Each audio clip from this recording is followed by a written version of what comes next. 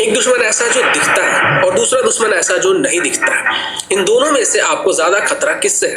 Obviously जो दुश्मन नहीं दिखता है आपको ज्यादा खतरा उससे है, क्योंकि आपको आइडिया नहीं है। नहीं भाई, तुम जैसे गाय के मूत पीने वाले को आजकल जो दुश्मन दिख रहा है, लाइक पाकिस्तान दिख रहा है, उससे ज्यादा खतरा है।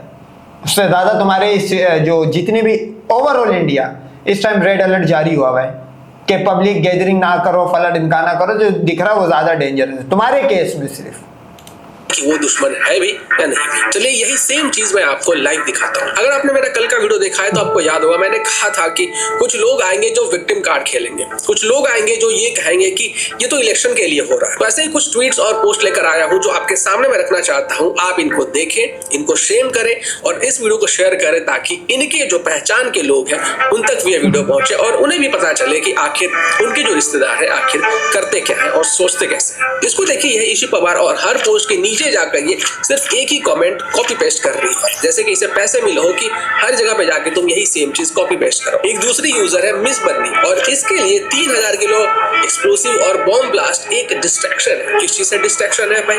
Clean air protest. तो इनका जो टूल किट था वो ब्लास्ट के जस्ट कुछ ही घंटों के बाद एक्टिवेट हो चुका था और इस टूल किट के अंदर बहुत सारे इन्फ्लुएंसर्स थे, बहुत सारे। नहीं, अगर ये टूल किट है ओके, अगर इसके अकॉर्डिंग ये टूल किट है अंडवे के, तो इस अंडवे से ये पूछ, अभी 20 कुत्ते मरे थे पहलगाम के अंदर, अभी 6 ने मजीद मरना था।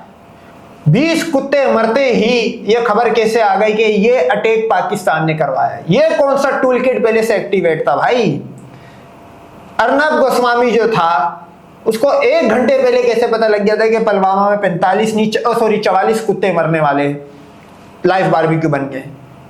वो कौन सा टूल किट था भाई? उस टूल किट का भी जवाब दे गाय के मूत पीने वाले, सीता के 7 सुराग से निकले हुए हिंदू।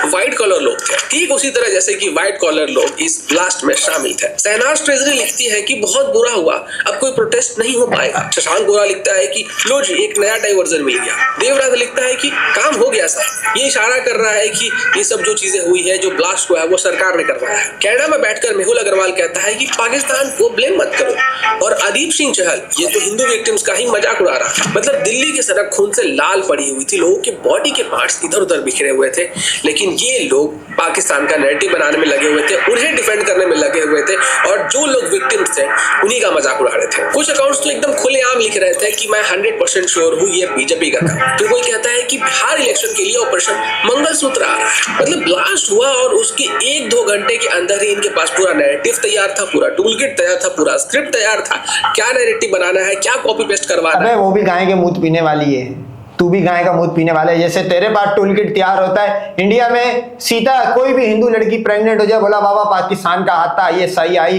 इनविजिबल होके काम करके निकल गए, जैसा कि ISI दुनिया भर में करती है, इनके साथ भी करती है, पहलगाम से लेके पुलवामा से लेके दिल्ली से लेके। तो तुम्हारे यहाँ भी यही है, तू भी उसी टूल किट का हिस्सा है। पर ये फर्क तुम दोनों में ये कि तू सीता के 7 सुराग के निकला हुआ टूल किट है, वो रावण के निकले हुए टूल किट है। हो तुम दोनों एक ही भाई।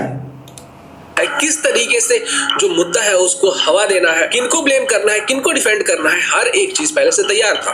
मुझे तो लग रहा है कि इनको ये भी पता होगा पहले से कि भाई ब्लास्ट होने वाला है, और अगर छानबीन हुई तो हो सकता है कि इनके तार भी वहीं से निकले जिन लोगों ने ब्लास्ट करवाया है। क्योंकि जो जंग है अब वो सिर्फ ग्राउंड पे नहीं लड़ा जाता। नहीं, तू बोल रहा है ब्लास्ट है, मीडिया बोल रहा है ब्लास्ट है। 73 घंटे हो गए अभी तक ऑफिशियलाइज नहीं होके दे रहा कि भाई साहब ये बम ब्लास्ट है, क्या है, CNG सिलेंडर ही सुना था। अब वो सिलेंडर की कहानी इस वजह से ये लोग बोल रहे जंग करनी पड़ जाएगी। जंग करने के लायक पाकिस्तान ने 10 मई के बाद इनको छोड़ा नहीं, हटे हालात है इनके। तो देखो, एक आम गाय के मूत पीने वाले को भी समझ आई है कि ये बम ब्लास्ट ही था। गवर्नमेंट नहीं मान रही भाई, क्योंकि एक्ट ऑफ वॉर मानना पड़ेगा, एक्ट ऑफ वॉर के बाद जंग करनी पड़ेगी। अब इंडिया के पास मजीद गिरवाने को मरवाने को है नहीं कुछ। अब इंटरनेट पे भी लड़ा जाता है और हो सकता है कि जैसे मोहम्मद इसका के हाथ बताया जा रहा है। इस पूरे ब्लास्ट के पीछे उन्हें पहले से ये सब कुछ पता हो कि भाई जैसे ही ब्लास्ट हो उसके बाद फिर पूरे सोशल मीडिया के ऊपर, इंडियन मीडिया के अंदर ये सब कुछ फैला देना कि भाई ये सब बीजेपी ने करवाया है, बिहार इलेक्शन है इसलिए ऐसा हो रहा है, ताकि जो पूरा जो ब्लेम गेम है वो इंडिया के जो गवर्नमेंट है उनके अंदर ही रहे। क्योंकि आपको तो पता है कि जैसे मोहम्मद ISI के छत्र छाया में पला बढ़ा है, तो ISI को पता था कि पिछली बार जिस तरीके से इन लोगों ने धोया था, अगली बार वापिस से इस तरीके से ना धो दे और खच्चे न उड़ा दे। भाई अगर पिछली बार तुमने धोया था तो मैं चाहता हूँ ऐसा धोते रहो तुम, क्योंकि इनके यहाँ ठुकने को फन बोलते। तो सही है, खुश रहे तू भी, सामने वाला भी खुश है। हमने जो आतंकवादियों को पनाह दिया हुआ है उनके, तो इससे पहले कि ब्लेम हमारे ऊपर आए, ऐसा नैरेटिव तैयार रखो कि जैसे ही ब्लास्ट हो उसके बाद पूरा नैरेटिव बना दिया जाए कि ये सब कुछ हो रहा है वो इंडियन गवर्नमेंट खुद करवा रही है और इसमें पाकिस्तान का कोई हाथ ही नहीं है। इनका प्लानिंग एकदम साफ साफ दिख रहा है। अबे है हाथ, आओ 4 दिन हो गए अभी तक मीटिंग ही मीटिंग खेल रहे हो तुम लोग। होना कुछ नहीं है, कोई भी अंडवा, कोई भी सीता के 7 सुरागों से निकला हुआ कोई है, होना कुछ भी नहीं है भाई, कुछ भी नहीं होना है। क्योंकि आर्मी को अपनी मौत का पता है। एयरफोर्स का तो नाम एक मैं समझता हूँ जोकेगा, एक हिंदू खुद भी चाहता होगा कि एयरफोर्स इन्वॉल्व ना हो। नेवी तो अल्लाह माफ करे, एयरफोर्स का हाल देख के वो तो हिलती भी नहीं है जगह से। होना कुछ भी नहीं है, कहीं तुम लोग समझ रहे हो बहुत कुछ होगा। सबसे पहले जो मुद्दा है ना उसको भटका दो। जिन लोगों ने ये सब कुछ किया, जो गुनहगार लोग हैं उनको बचा लो, उनको डिफेंड कर लो और फिर उसके बाद अपनी ही गवर्नमेंट को कोसो, अपनी ही गवर्नमेंट, अपनी एजेंसीज के ऊपर इल्जाम लगा दो कि इन्हीं लोगों ने करवाया है ताकि इन्हें फायदा। मतलब ऐसा लग रहा था जैसे कि सब कुछ एकदम रिमोट से चल रहा है। कोई व्यक्ति जो कि पाकिस्तान में बैठा हुआ है वो वहां से रिमोट दबा रहा है और यहाँ पे फटाफट अकाउंट से टाइप होते जा रहे हैं, कॉपी पेस्ट होते जा रहे हैं और एक ही लाइन हर 3-4 मिनट के गैप पे रिपीट हो रहा है। तो दिल्ली के धमाके की आग अभी ठंडी भी नहीं हुई थी कि इन लोगों ने अपना दुकान इंटरनेट के ऊपर खोल लिया। इस जंग में इनका हथियार बॉम्ब्स और गन्स नहीं है, इस जंग में इनका हथियार है ट्वीट्स, रील्स, वीडियोस, पोस्ट्स। आतंकवादियों के 2 ग्रुप होते हैं, एक वो लोग जो कि ग्राउंड पे काम करते हैं और ब्लास्ट वगैरह करवाते हैं, और इनका जो दूसरा टीम होता है वो सोशल मीडिया पे और बाकी जगहों पे एक्टिव होता है, जो इंटरनेट डिफेंड करता है। तो इनका जो जमात था जो कि इंटरनेट के ऊपर एक्टिव था, उनकी जो भाषा थी वो सेम थी, हैशटैग जो था वो भी सेम था, क्योंकि इन सभी को जो स्क्रिप्ट मिला वो भी सेम था। कोई कह रहा है फॉल्स फ्लैग ऑपरेशन, कोई कह रहा है बीजेपी ने करवाया, कोई कह रहा है देखो भाई फॉल्स फ्लैग ऑपरेशन अगर एक हिंदू लिख रहा है समझ लो ये भी हमारा जो नैरेटिव है कामयाब हो गया। आपको याद है पहलगाम, उड़ी से लेके और पुलवामा से लेके सब जगह पाकिस्तान ने कहा ये फॉल्स फ्लैग ऑपरेशन है, इंडिया खुद कराता है।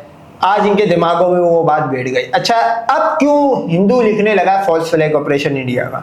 क्योंकि जब ये जंग हारे, आपको पता जो जीता हुआ बंदा होता है उसी का नैरेटिव कामयाब होता है। इनके जहाज गिरे, दुनिया में नैरेटिव चला, मान गई दुनिया।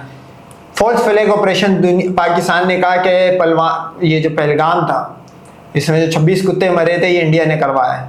अब इनके लोगों के दिमाग में वो बात बैठ गई थी।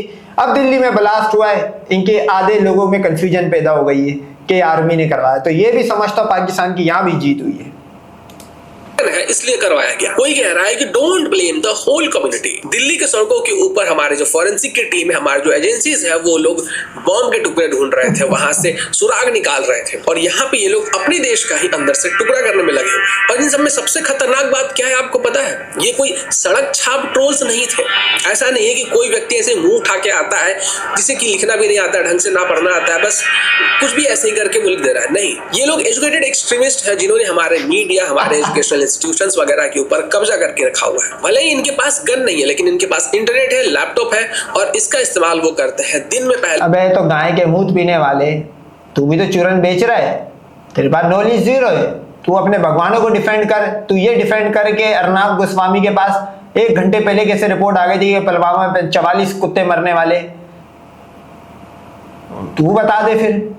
तेरे पास भी कैमरा और माइक है, तू भी मुंह उठा के आ गई है तू भी वही। तो एक्टिविज्म का चोला पहनते हैं और रात होते ही ये लोग नैरेटिव वॉरफेयर का गेम खेलते हैं। ये ऐसे चेहरे जो कि देखने में तो नॉर्मल लगता है, एकदम पढ़ा लिखा लगता है, लेकिन अंदर ही अंदर ये लोग जहरीले हैं और आइडियोलॉजिकली वेपनाइज्ड है। ये एलिट बबल में रहने वाले लोग हैं, ये फॉरेन एजुकेटेड लोग हैं और अपने आप को ये लोग इस देश का कॉन्साइन समझते हैं। जैसे पहले कुछ लोग ब्रिटिशर्स के लिए नैरेटिव लिखते थे, ठीक उसी प्रकार से अब ये लोग पाकिस्तान के लिए जस्टिफिकेशन लिखते हैं। मेजर गौरव आर्य ने कहा था कि किले का जो गेट है वो अंदर से ही खुलता है, बाहर वाले से हमें खतरा नहीं है, अंदर वाले से ही खतरा है और अंदर लोग किले का गेट खोलने के लिए रेडी बैठे हुए हैं। और देखिए इसका जो एग्जांपल है वो लाइव आपके सामने है। ये लोग बात किले तक पहुंच गई है तो समझ जाओ पाकिस्तान ने जो डेंट डाला है 10 को, ये उसका अभी तो तुम्हें देना है। ये तुम ये नहीं समझना कि कहानी यहाँ पे खत्म हो गई, यहाँ से तो शुरू हुई है। क्या करते हैं कि जो किलर है और जो विक्टिम है उसके बीच का जो लाइन है उसको मिटा देते हैं। जो किलर है उसी को ये लोग विक्टिम बना देते हैं और जो विक्टिम है उसे गलियाते हैं, उसका मजाक उड़ाते हैं और फिर उसका जो प्रॉब्लम है वो अपने ही लोग पे डाल देते हैं। देखिए बॉम्ब ब्लास्ट एक बार होता है, उसकी जो आवाज है वो भी एक बार गूंजती है, लेकिन इनका जो बनाया हुआ नैरेटिव है ना वो हर दिन फटता है, हर दिन पूरे इंटरनेट के ऊपर गूंजता रहता है। इनका हर एक ट्वीट, इनका हर एक पोस्ट शार्पेल के जैसा काम करता है जो देश के लोगों के अंदर घुस जाता है। चलो अच्छा हमारी बी टीम है वो,